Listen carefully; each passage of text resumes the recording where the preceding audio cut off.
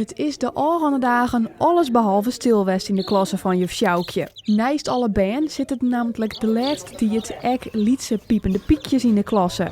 En de peuters die volgen het van heel dichtbij en zeggen hoe de aaien haar ontwikkelen en uiteindelijk uitkwam. Van de 18 aaien binnen er uiteindelijk 15 piekjes kwam. We hadden 2 weken door. Ja, en toen konden we even in het ijsje, hè, met een lampen en een apparaat.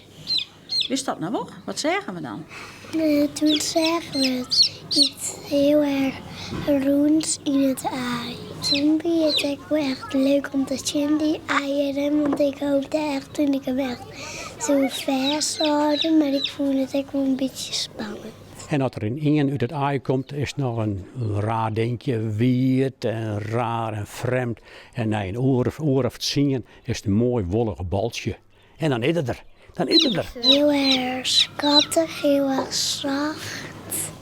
Leuk. Leuk en ook schattig. Ook schattig en lekker zacht. Het project wordt organiseren door de Kliester. Alle jaren maaien zo'n 12 squalen in Noordoost-Friesland meidwaan. We vinden als hennemeesken dat eigenlijk de maatschappij en vooral de band, wat we beginnen mee, dat is de basis van onze maatschappij, weten moeten wat er eigenlijk is op de wereld wat beesten betreft.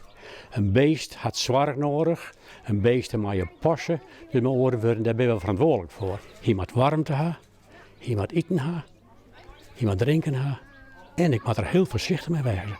Want hier is zo iets en zo fijn en zo licht.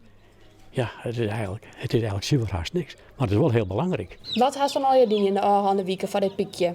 Eten en water. Een piekje die moet wel echt heel volle eten hebben en water. Net het schreeuwen. Je kan net voorstellen eigenlijk hoe het kind in deze wereld dat mensen vreed met beesten binnen. Als juist hoe een berg leefde en plezier had ben beleven aan dit project.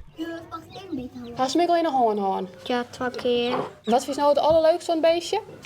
In honor. Net als die poepenmuziek komt het.